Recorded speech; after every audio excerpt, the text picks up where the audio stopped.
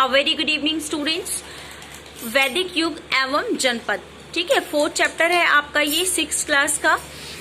इसमें देखिए स्टूडेंट्स, हम यहाँ तक पढ़ चुके थे उत्तर वैदिक युग अथवा महाकाव्य काल, ठीक है।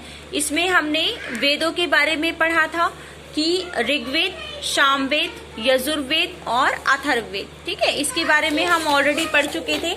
और अब हम स्टार्ट करते हैं अपना पूर्व वैदिक युग, जो कि 1500 से 1000 ईसा पूर्व तक आर्यों का ग्रह स्थान। तो भारतीय आर्यों के प्रारंभिक निवास स्थल जो सिंधु और उसकी सहायक नदियां सरस्वती और दृश्यदती थे, ये मुख्यतः आधुनिक पंजाब में सीमित थी।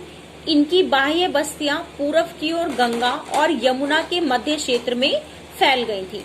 तो गंगा यमुना के मध्य का यह क्षेत्र गंगा यमुना दोआब कहलाता था। धीरे धीरे आर्यों ने हिमालय से लेकर विंध्याचल तक संपूर्ण उत्तरी भारत पर अधिकार कर लिया था और इस प्रदेश को उन्होंने आर्यव्रत नाम दिया था, ठीक है, जिसका अर्थ होता है आर्यों का देश।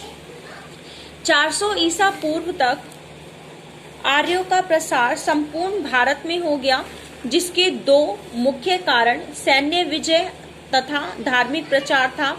यहाँ के मूल निवासियों को या तो खदेड़ दिया गया या उन्होंने स्वेच्छा से शूद्र बनना स्वीकार कर लिया। मीन्स टू से होता है ना कि धर्म परिवर्तन आज भी जैसे होते हैं कि लोगों को लालच देके या फिर उन पर अत्याचार देके करके जो धर्म है उनका बदलवा दिया जाता है। तो ऐसे ही या तो कुछ लोगों ने स्वेच्छा से अपनी इच्छा के अनुसार शूद्र बनना स्वीकार कर लिया या उन्हें वहां से भगा दिया गया। तो कुछ आर्य जनजातियों में अब भी सिंधु नदी के पश्चिम में काबुल, स्वात, कुर्रम और गोमल नदियों के तट पर रहती थी।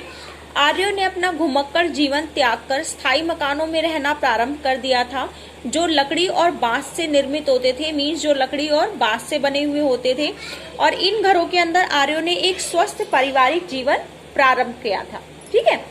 नेक्स्ट है देखिए राजनीति जीवन। अब उनका राजनीति जीवन कैसा था? प्रारंभिक आर्य लोग अनेक छोटे छोटे कबीलों के समूह में रहते थे, जिन्हें जन कहा जाता था। और ऋग्वैदिक काल में ये 5 कबीलों में विभक्त थे। कितने कबीलों में? 5, जिन्हें पंचजन कहते थे।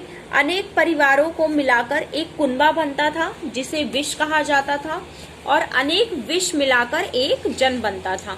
जन की सबसे छोटी इकाई जो है वो क्या होती थी? ग्राम, जिसका मुखिया ग्रामीणी कहलाता था। और ये कबीले पशुपालक थे, जो अपने पशुओं तथा चरागाहों के लिए प्राय आपस में युद्ध करते रहते थे। और जो उस कबीले का मुखिया होता था वो क्या कहलाता था? राजन। तो वह कानून एवं शांति स्थापना करने और अपने कबीलों में को युद्ध में विजय दिलाने हेतु उत्तरदायी होता था। और अपनी जो सेवाएं होती थी उसके बदले में वो क्या चाहता था? लोगों से बलि, मीन्स स्वेच्छा पूर्वक दान प्राप्त होता था, जिसे राजत का पद वंशानुगत होता था। वंश के अनुसार, जैसे कि राजा का बेटा, फिर उसका बेटा, फिर उसका बेटा, ये होता है वंशानुगत। किंतु उनकी शक्तियां जो है वो असीम नहीं होती थी। अपने जन के राजकाज में, मतलब लोगों के जो राजकाज था उसमें अनेक पदाधिकारियों से सहायता मिलती थी। पुरोहित राजन के लिए सबसे धार्मिक अनुष्ठान करता था, और सारे जितने भी धार्मिक अनुष्ठान तो जैसे पूजा है, यज्ञ है या कुछ और कराना है, धर्म कर्म, तो वो सारा जो है वो पुरोहित देखते थे।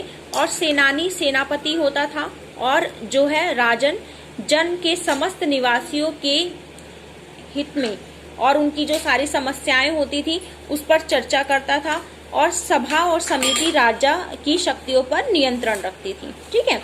नेक्स्ट है देखिए सामाजिक व्यवस्था। सामाजिक व्यवस्था उसकी कैसी थी कि आर्यों का समाज पितृसत्तात्मक था। मीन्स पिता की सत्ता के अनुसार चलता था।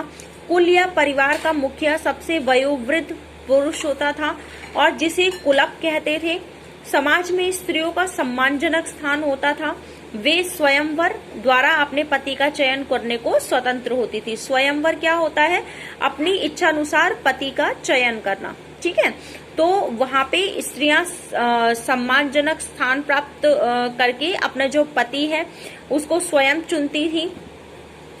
वर्ण व्यवस्था है देखिए, वर्ण व्यवस्था वहां की कैसी थी?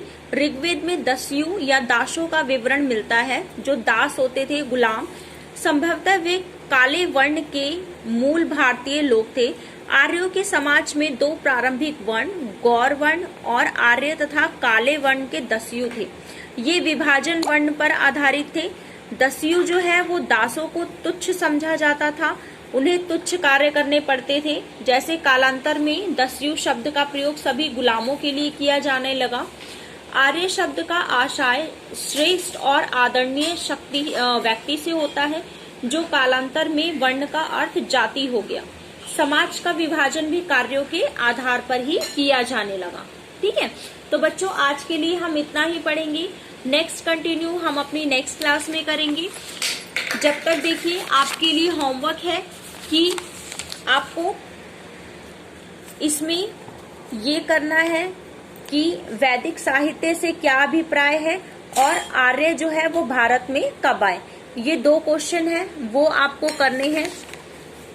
और इसमें देखिए